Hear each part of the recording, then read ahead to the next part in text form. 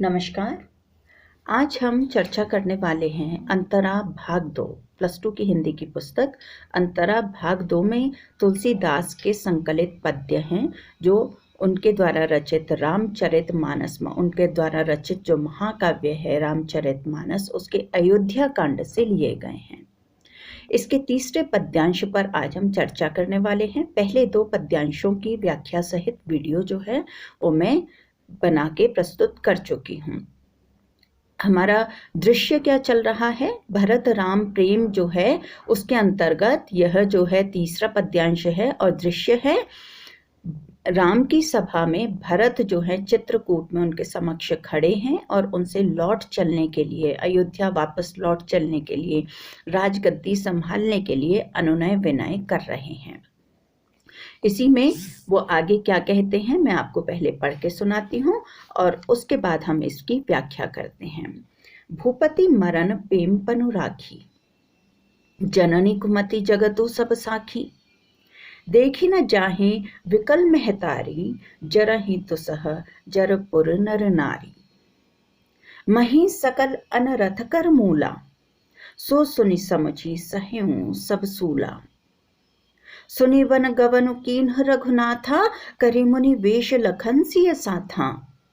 बिन पानहिन पयादे ही पाए, संकरु साखी रहेऊं एहि घाय। बहुरि निहारी निषाद सनेहु, कुलिस कठिन उर भयउ न बेहु। अब सब आँखिन देखेऊं आई, अब सब आँखिन देखेऊं आई। जियत जीव जड़ सबई सहाय। जिन्हा ही निरखि मग सांपे न बीछी, तजहि विषम विषु तापस तीछी। तेई रघुनंदन लखनु सिय, अनहित लागे जाहि। तासु तनय तजी दुसह दुख, दैउ सहावै काहे। इस पे चर्चा कर लेते हैं। प्रसंग जो है वो तो आपको मालूम ही है, अभ्यास हो गया होगा आपको पहले दो पद्यांशों के माध्यम से कि यह जो प्रसंग है क्या चल रहा है। आपने अपनी इसमें लिखेंगे कि आपके जब एग्जाम में आएगा आपका कि प्रस्तुत पद्यांश हमारी पाठ्य पुस्तक अंतरा भाग 2 में से लिया गया है। तुलसीदास कृत रामचरितमानस के अयोध्या कांड में से इसको लिया गया है। भरत राम प्रेम के अंतर्गत यह पद्यांश हमारी पाठ्य पुस्तक में दिया गया है। और चित्रकूट में राम की सभा में भरत जो हैं वो खड़े हैं और उनसे वापस लौट चलने के लिए अयोध्या लौट चलने के लिए राजगद्दी संभालने के लिए अनुनय विनय कर रहे हैं। इसी के अंतर्गत वो क्या कहते हैं। भूपति, अब आप अपने नोटबुक्स खोल लें। मुश्किल शब्द कठिन शब्द जो आपको लगते हैं उनके अर्थ साथ की साथ लिखते चलें और समझते चलें। भूपति मरन प्रेम पनु राखी। भूपति यानी राजा, राजा दशरथ की बात यहाँ पे हो रही है। राजा जो हैं दशरथ जो हैं वो तो प्रेम का प्रण निभाने के लिए मृत्यु को प्राप्त हो चुके।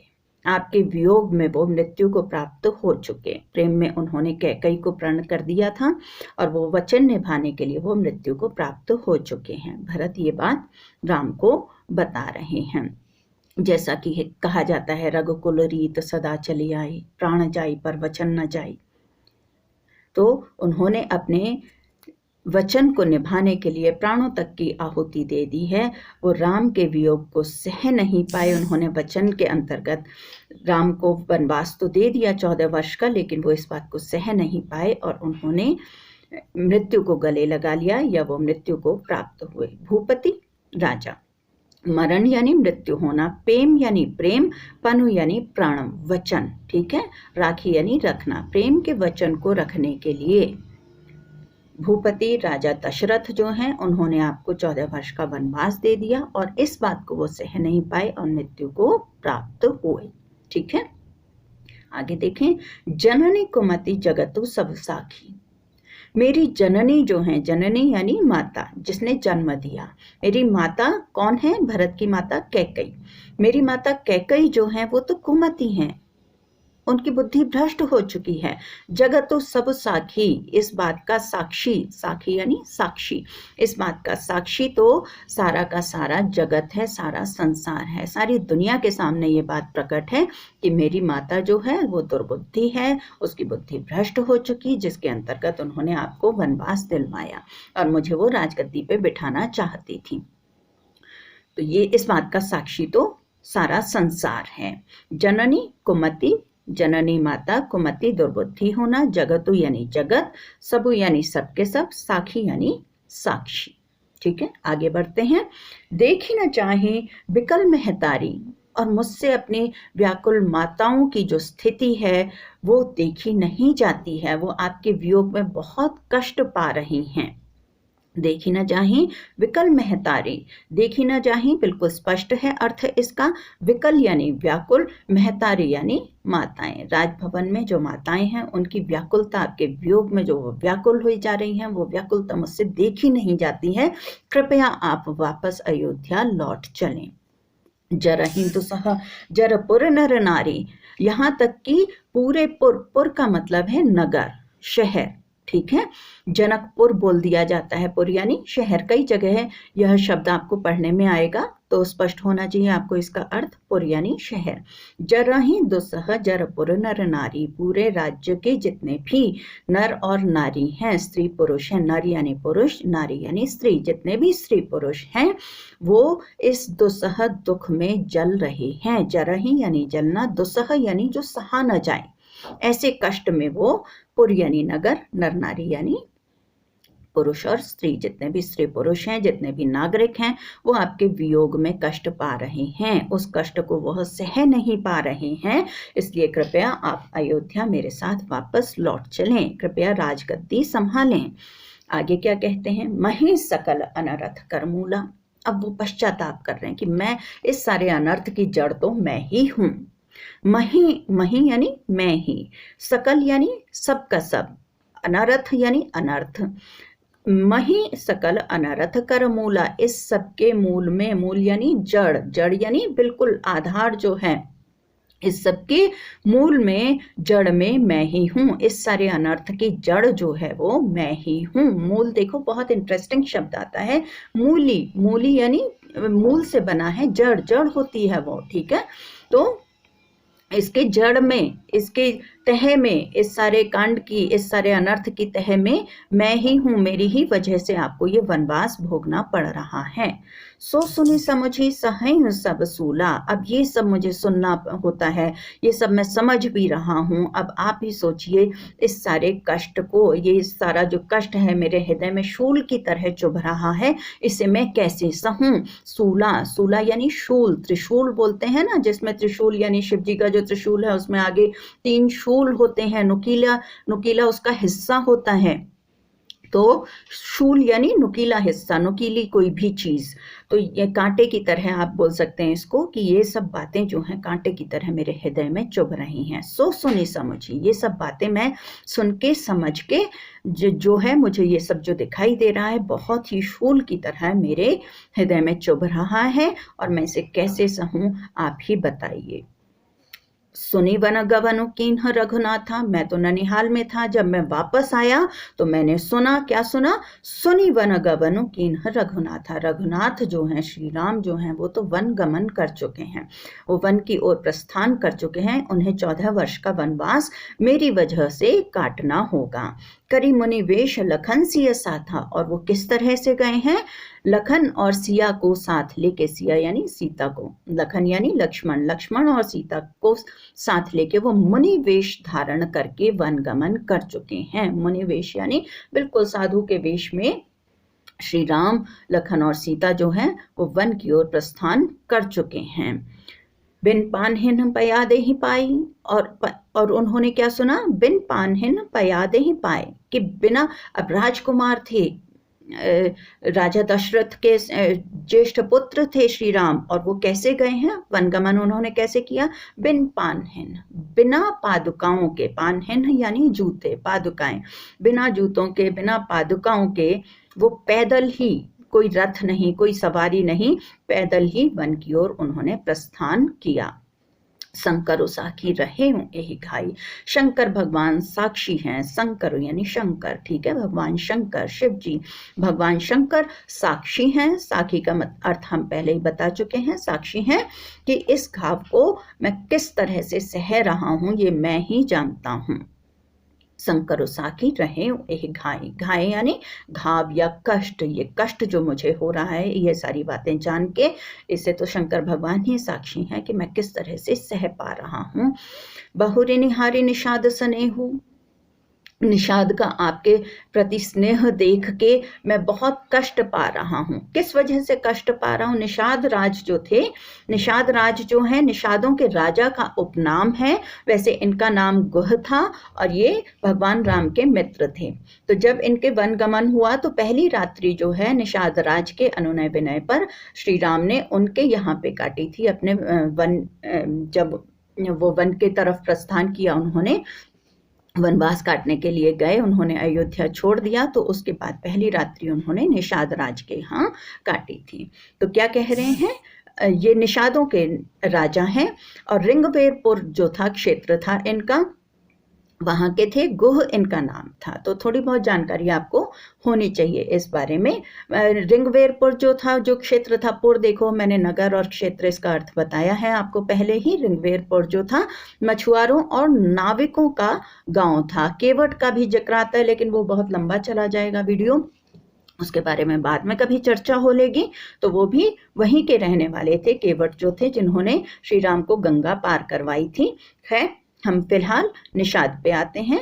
क्या कह रहे हैं भरत, जो बहुरी निहारी निषाद स्नेहु, निषाद का आपके प्रति स्नेह और प्रेम देखकर मेरा दिल जो है वो जला जा रहा है। क्यों जल रहे हैं वो, क्यों उन्हें कष्ट हो रहा है कि कहाँ तो निषाद इतना सम्मान और प्रेम श्री राम को दे रहा है और कहाँ मेरी वजह से श्री राम को वनवास भोगना पड़ रहा है।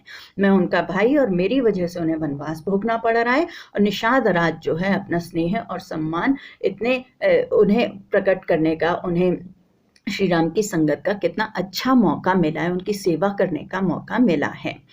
कुलिस कठिन और भयउ न बेहू, और ये जो कठिन, कठिन का मतलब यहाँ मुश्किल है, कष्ट है कि कुलिस कठिन भयउ न बेहू, कि मेरा दिल जो है वो इस कष्ट से बिंधा जा रहा है। मेरा दिल जो है बहुत कष्ट पा रहा है कि श्री राम को मेरी वजह से वनवास मिला है।